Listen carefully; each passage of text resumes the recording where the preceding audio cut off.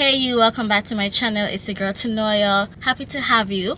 As you can see from today's video, I'm going to be sharing with you how you can achieve owning a car from Japan. Shipping your car from Japan to Jamaica. I know many of us think it's really hard, but it's actually not that hard, and based on my experience, I'm going to tell you guys in full details how you can make that happen, and also if you'd like my help, how I can make that happen for you. So of course, before we begin, like, comment, share, subscribe, and comment below a hand heart or where you're from, and I want you and a friend to come over and watch this video, and let's get into the video. Of course, before I begin, I'm going to be talking about the scent of the day, and today's scent is floral lavender, and it's from Dosi. You know I love me some Dosi. Top notes: mandarin, neroli, blackcurrant. Middle notes: jasmine, lavender, orange blossom, and base notes: vanilla, amber, and musk. And this is inspired by YSL Libre Ouder perfume. Now YSL retails for $110, but Dosi has this for $29, guys.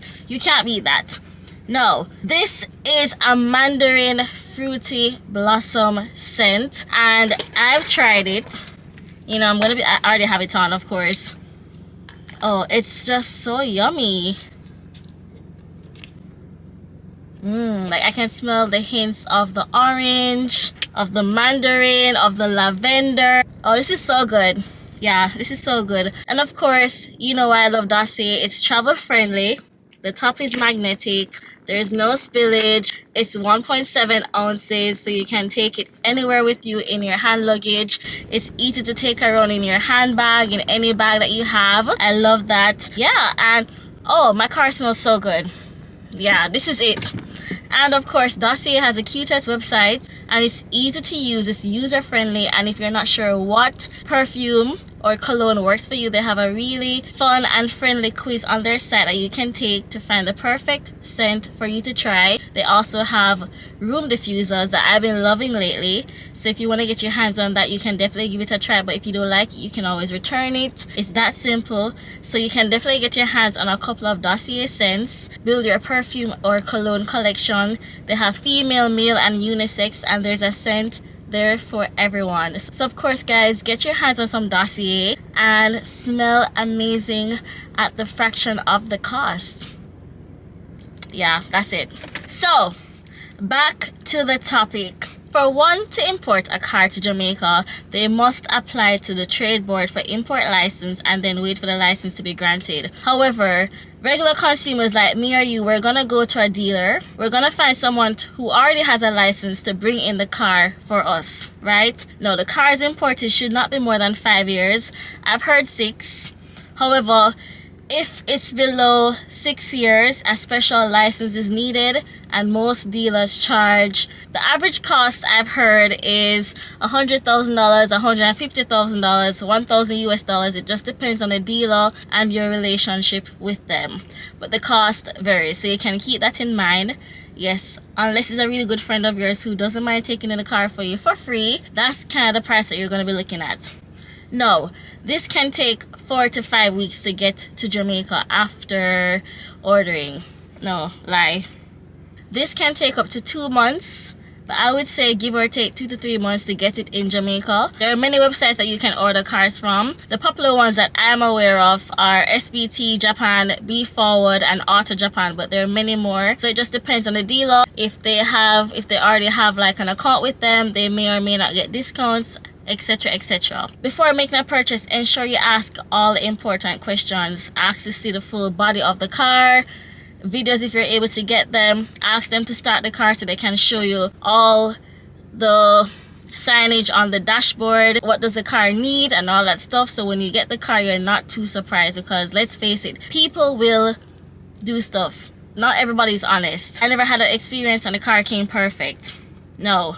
Also ask for all the photos and videos that you're able to receive or they're able to share with you, so you can see if you need new rims, if you need a new bumper, what needs to be sprayed, because when it goes on the ship, things might happen. Things to check for: the CC of the car, the fuel, the year, the mileage, if the car has an airbag, if it's a push to start. Those are key factors you want to make note of, right? Also, have a budget in mind when purchasing your car. Stick with that budget. So if the car is $6,500, you're looking at maybe, let me do the maths for you.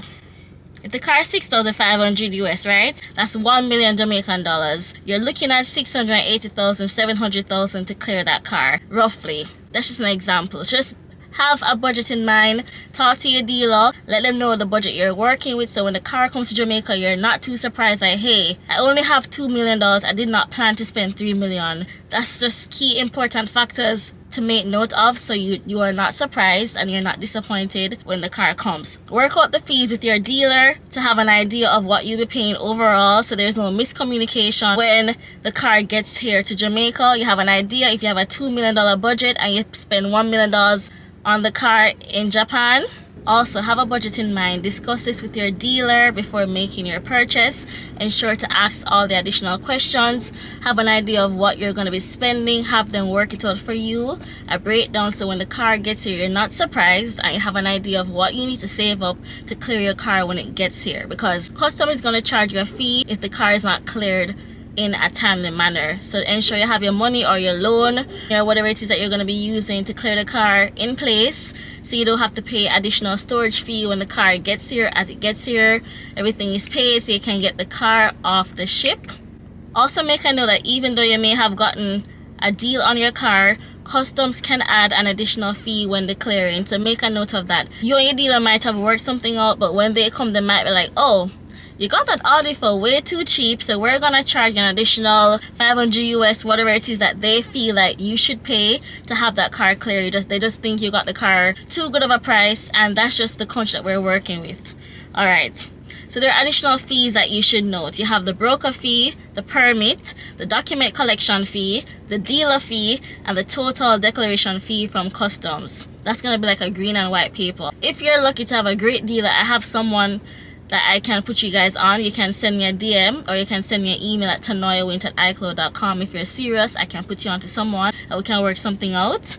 Yeah, he was very kind. He handled everything, and it was a very smooth process.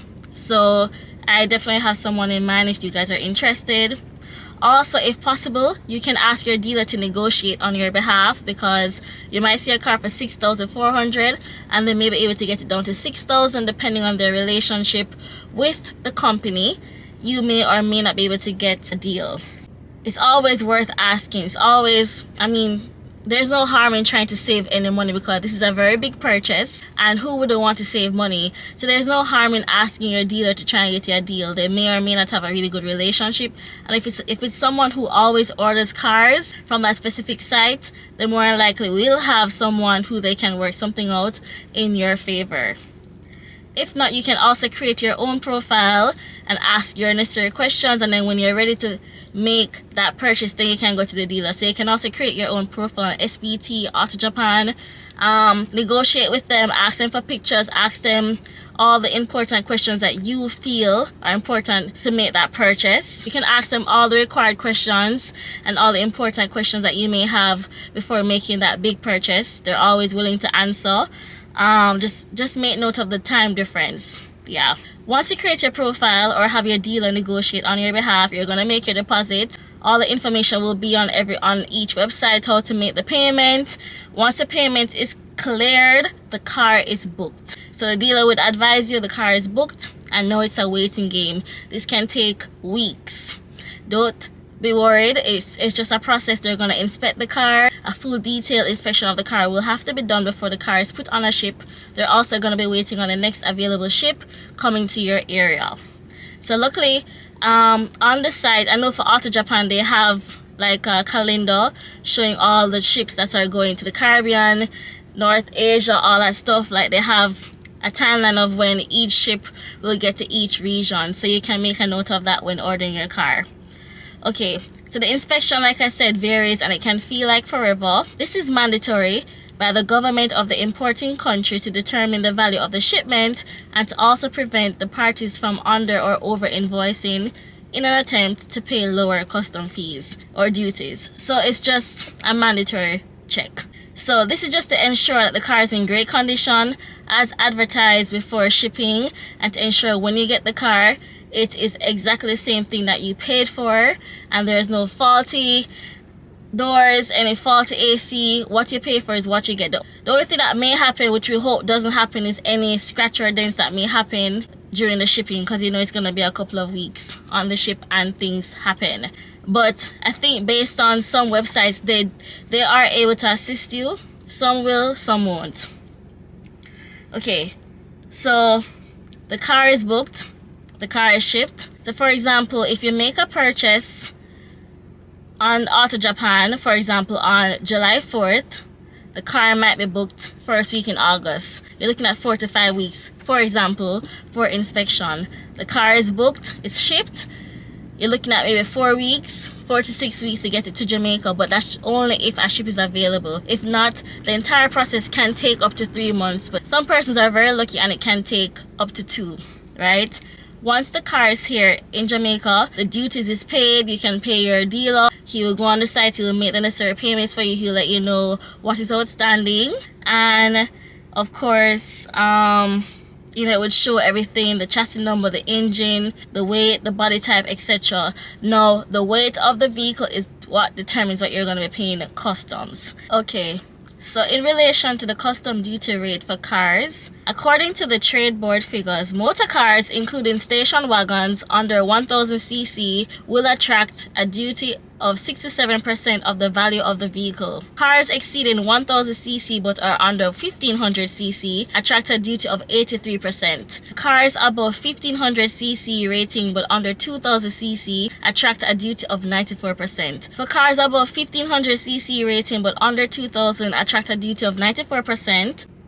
2000 cc but not exceeding 3000 cc attract a duty of 121%, and cars exceeding 3000 cc gasoline and 3200 cc diesel attract 180% duty. Now this is where the money comes in. I feel like I don't know, I keep thinking about it, like cars in Japan are cheap. I've been seeing Audi, BMW for like 5 grand, 6 grand, but when it gets to Jamaica, we'll have to pay for it twice. It is so unfair. And so guys, when you see the car mart them sell the car them for expensive, it's really not their fault. Some of them may have links, some of them may not even have to pay the fees that we have to pay, and that's not my business. However, customs fees are ridiculous. It's so hard shopping for anything online. Clothes wise, we get $50. I can't buy anything with $50. It's ridiculous. And then with the car, it's like you're shipping something twice and paying for the car twice.